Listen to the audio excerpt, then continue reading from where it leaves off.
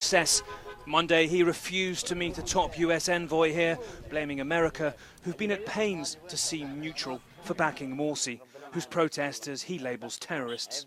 We have an issue with the American embassy, he says, and the current American ambassador. We see that the US heavily supports terrorism in Egypt. This man furiously claims the Muslim Brotherhood abuse religion. There's little scope for reconciliation here.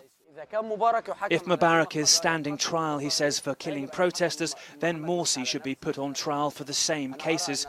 Another leader explains how the army's intervention won't stop a liberal future for Egypt.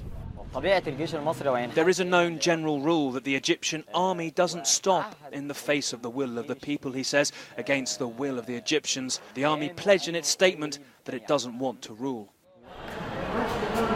But upheaval follows upheaval, and Cairo's cafes still buzz with dissent and reform. Still pushing for change is the group People's Manifesto. They have stood in Tahrir, but still want to drag the system away from the politics of patronage and personality towards basic ideas posted on their website for a better life. Proposals of laws like minimum wage, escalating taxes. The idea is choose the project and then demand from whomever is in power to actually abide by these projects. To while the army's hand in change was inevitable, discomforting, but the only option.